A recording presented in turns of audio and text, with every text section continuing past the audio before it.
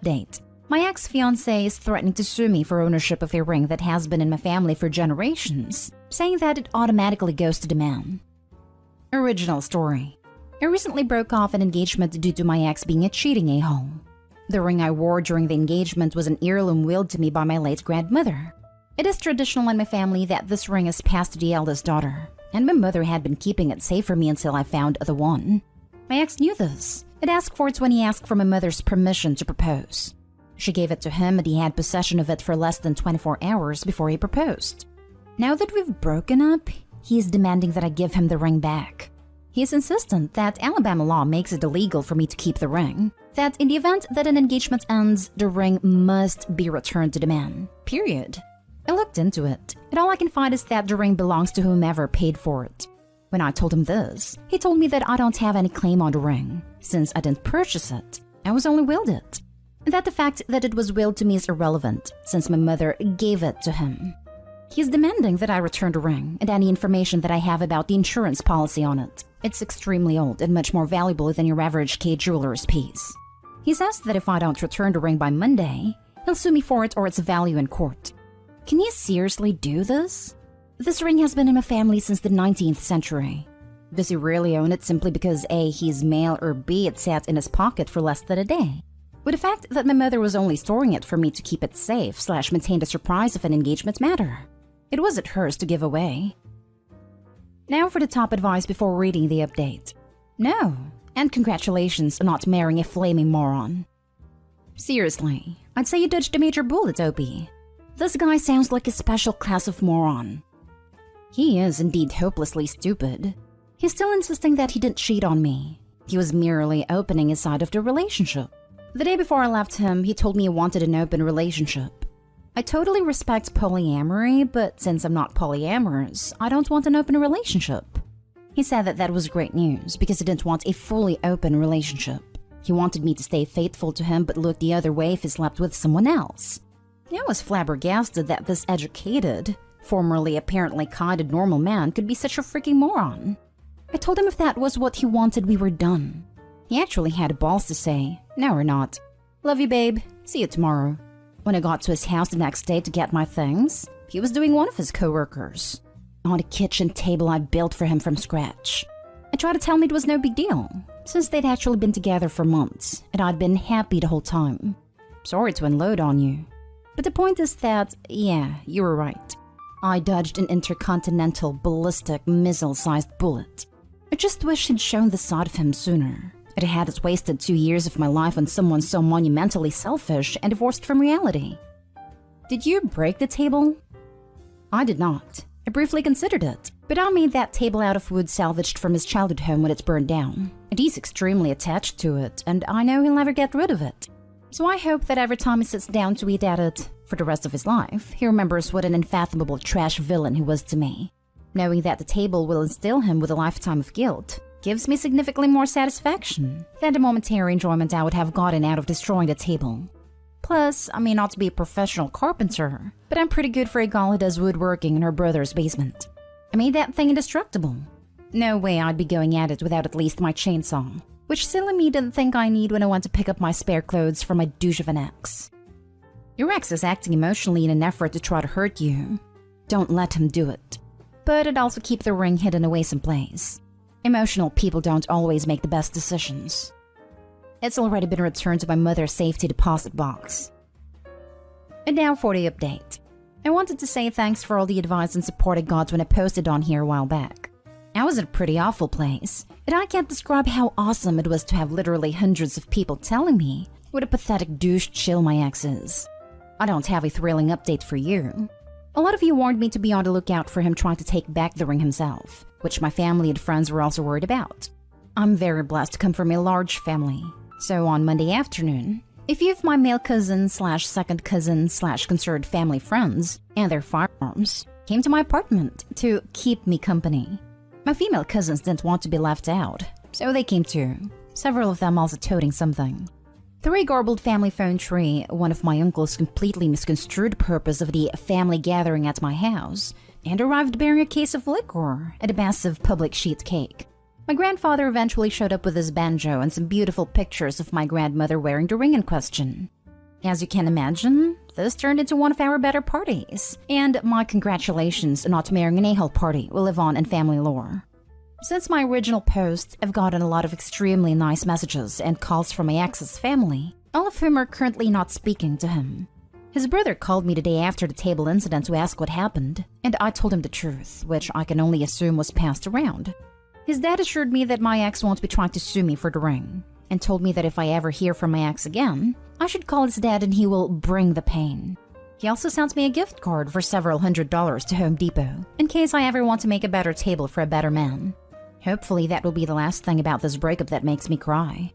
I also got an STI screening, which turned out negative. My gyno said that everything looked perfect, absolutely pristine. So I may not be getting married in 3 months, but at least I have pristine genitalia. $10 says the uncle didn't misconstrue anything, and his action was 100% a plan. If something had gone down with the ex, nothing like a sheets cake to prove that it was a regular family gathering and not a premeditated lynch mob. He also sent me a gift card for several $100s to Home Depot, in case I ever want to make a better table for a better man. Holy cow. I don't think there was enough burn cream at Hemisphere for that one. That man is not happy with his son. No, he surely is not. Obviously my ex can rot in whichever circle of hell is designated for people like him. I want to say second, but wasn't the most enthusiastic Dante student. But his parents are awesome people, and it makes me sick that they're so torn up about how terribly their son acted. There were a lot of "where did I go wrongs" tossed around when they called me. His dad was so mad he took the table back and told him he didn't deserve it. I think that's my favorite part of this follow-up.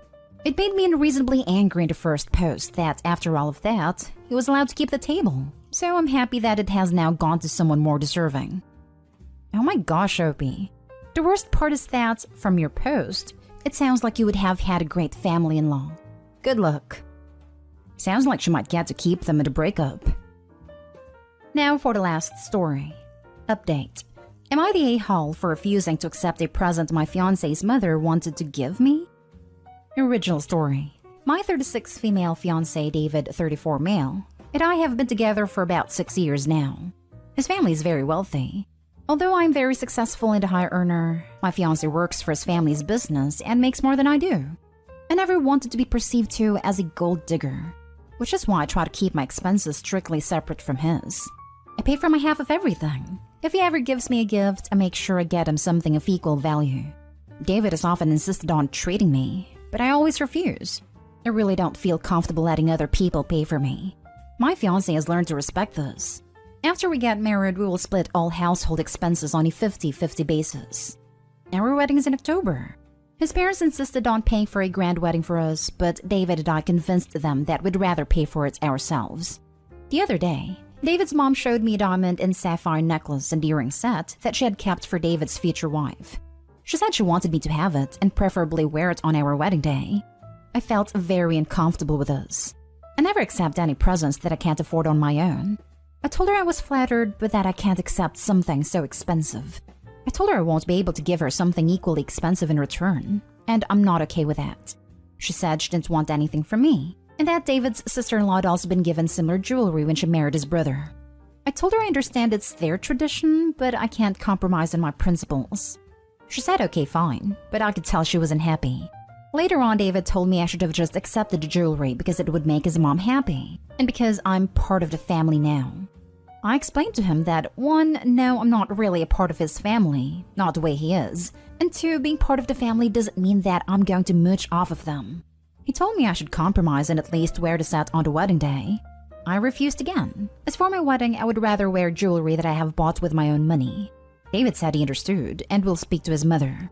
However, David's sister-in-law called me this morning and told me his mom is still upset and that I should just accept the gift and that I'm going too far with the independence thing. I have a feeling that David's mom is the one who put her up to this.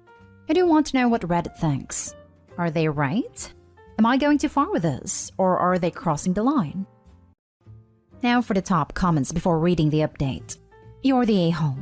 For your scorekeeping and rigidly transactional relationship with money. It's understandable not to want to appear to be a gold digger, but marriage is a partnership and sometimes you have to pick up the slack for your partner. What would happen if you or your husband were unable to pay exactly 50% of the bills?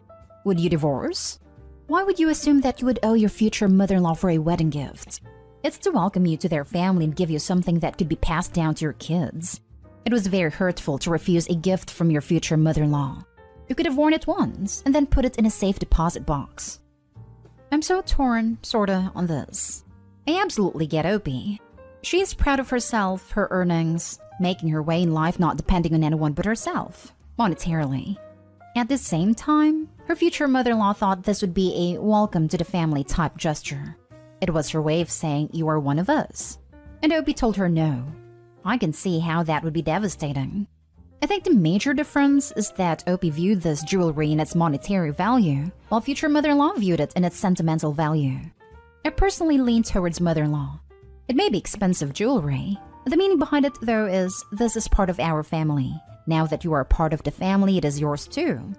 I'm not sure how to judge this. I feel like you're the a-hole. You don't have to accept charity or anything like that. I completely understand your mindset. Question: did the future in-laws buy this jewelry just for you, or is it a keepsake in some way? Worst case, they bought it specifically for you, and, as long as there's no string attached, they wanted to give you as an official acceptance to the family that you could also pass on down generations as an heirloom to your daughters or daughters-in-law. Edit. Also, what if they were artistically inclined and had painted a mural for you? Would you refuse it because you can't paint an equally beautiful mural? They are giving you love and acceptance, not something they think you could sell off for a lot of money. Not specifically for me. David's mom had various sets made for their daughters and future daughters-in-law. And now for the update. I posted this weeks earlier and I'm now back with an update. I read all of your comments and advice about not thinking of gift giving as strictly transactional, and would like to thank you for your help and your honesty. Anyway, my partner David and I got married just 3 days ago.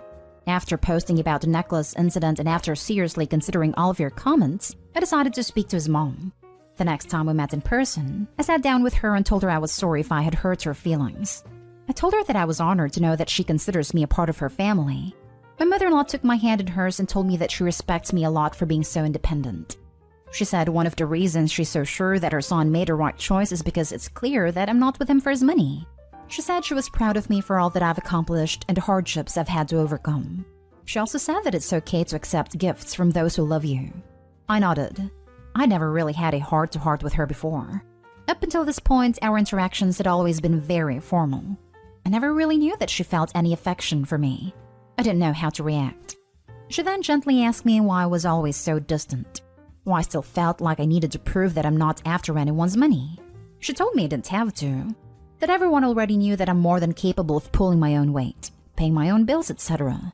And that it was time for me to relax and let my guard down a little. I was tongue-tied, as I usually get with emotional conversations. I thought about telling her all about my childhood, my traumas, etc, etc, etc. But I didn't, as I did not want to burden her. I haven't even told David. As it was time for me to leave, we hugged awkwardly. For the first time, I just nodded. If I had spoken, I might have cried. A few days after that, my mother-in-law came over again. She brought with her the necklace and earrings that I had refused to accept. She offered it to me again. I still didn't want to accept it, but I also didn't want to reject it again. I was just trying to figure out what to do. I must have looked stressed, because my mother-in-law told me I didn't have to give myself a headache over it. She said it good-naturedly, with a laugh. She then asked if I would like to just wear the earrings to the wedding, along with my own necklace that I had bought for the occasion. I was so relieved. I excitedly said yes. I loved that idea. I thanked her. She had taken a huge weight off of my shoulders. Later that day, David told me his mom was very happy that we could work things out. The wedding was beautiful. A quiet, intimate affair with lots of fun and laughter. I still haven't worked out all my issues, but I'll continue to try. Once again, thanks so much for your help. So happy it worked out for you. I would recommend opening up to your husband about your traumas. You will end up growing closer. You may also want to start therapy. It will help you with your traumas. I'm considering it. Thing is, after a lifetime of bottling up, you don't really know how to open up. But I will try. Thanks. Talking to a therapist will help you develop the skills and find the words to be able to share. It might take a while to find the right person, so don't give up if the first few don't work out for you. After a few sessions, you could also ask your therapist for a joint session with your husband, so your therapist can help you talk about your trauma and support your husband if it's something that he may find very distressing. The right support will help make this a less stressful experience. Congratulations! But please, for the love of God, see a therapist if you haven't already. It sounds like you're incredibly distraught and causing others distress over your mother-in-law trying to do something incredibly sweet for you.